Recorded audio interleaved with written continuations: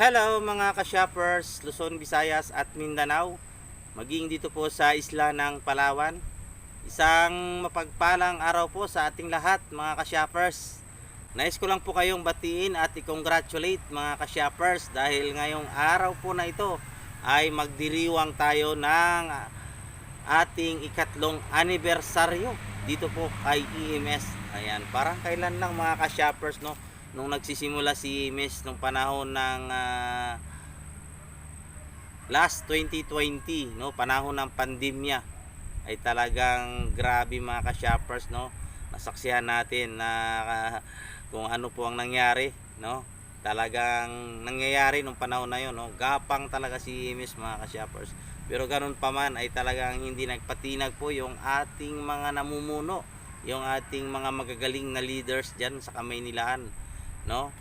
So talagang ipinaglaban nga po yung ating itong napakagandang system ni EMS mga ka-shoppers. Kaya dapat talaga tayong matuwa, no, at magdiwang mga ka-shoppers dahil ngayon po ay nasa 42,000 shoppers na tayo mga ka-shoppers nationwide. In counting ho yan, no.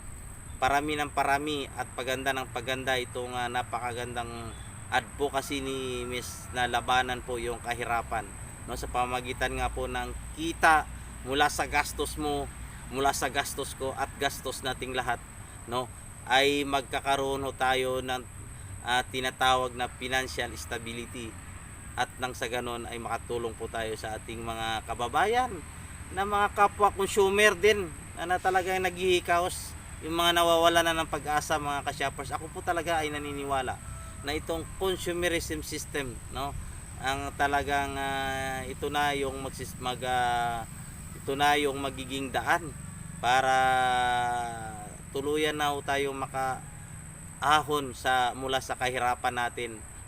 Talagang ako po ay sawang-sawa na nga po sa hirap mga ka-shoppers, no. No. Siya nga po pala, bago ako magpatuloy mga ka-shoppers, ako nga po pala si Rod Reyes, no, ang inyo pong ka-shopper dito po sa area ng Bakungan Sentro. Ayan, isa rin po akong merchant store partner ni EMS, no, na talagang masasabi nating saksi rin sa mga isa rin sa mga naging saksi na nangyari, no, dito kay EMS. Bagamat ako ay dito sa malayo, no, ng isla ng Palawan, dito po sa kabundukan, makikita nyo po yung aking pinalalagyan ngayon, no. Nandito po ako sa ilalim ng puno ng bangkal. Ayan mga ka-shoppers, no. So talagang ako man po ay medyo dumaan din talaga sa matinding pagsubok, no, dahil dinaanan ho tayo ng siyempre yung pandemic, di ba? Ang mas malupit diyan mga ka-shoppers ay dinaanan kami rito ng bagyong Odette, no. To isa po kami sa lugar na tinamaan talaga ng gusto dito sa area ng Puerto Princesa, no, as in dapa, no. Dapa talaga lahat, tindahan, bahay, lahat ng mga tindahan na mga merchant natin kay EMS, no, yung ating nakuha dito ay talagang ubos talaga, no. Nakakalungkot mga ka-shoppers dahil talagang wala talagang as in natira. Bumangon ulit, no, mga ka-shoppers, no.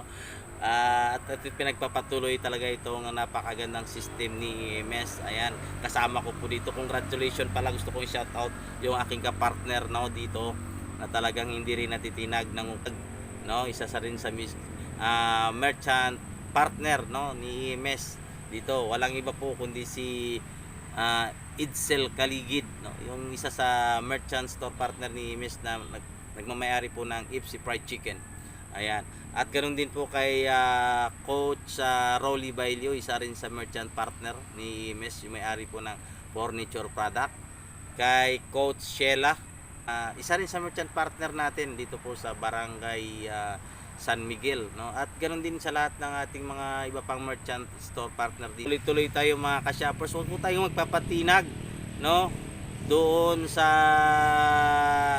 mga taong gusto tayong hilain pababa. So focus lang po tayo, tuloy-tuloy lang tayo mga ka-shoppers, no? Doon sa ating target, no, para nang sa ganun ay mapaganda natin yung ating financial status, no? At pag nagawa natin yan mga ka-shoppers, ay talagang makakatulong na po tayo sa ating mga kapwa naghihikahos, no? Kasi hindi tayo makakatulong mga ka-shoppers sa kanila kung tayo mismo ay talagang hirap din. Kaya mga ka-shoppers, si EMS, no, isama natin doon sa ating araw-araw na ginagawa kasi hindi naman talaga siya conflict mga ka-shoppers, no? Mamimili na tayo, gagastos tayo, magkukwento rin naman tayo, no? Share lang po tayo ng share, no? Para nang sa ganon ay makapagbigay tayo ng information sa ating mga kapwa consumer, no? Mabigyan natin sila ng idea upang sa ganon ay magkaroon din sila ng kita mula sa kanilang gastos sa araw-araw. So yan lamang po mga ka-shoppers, no? Hindi ko na patatagalin. Sa muli gusto kong batiin tayong lahat, no?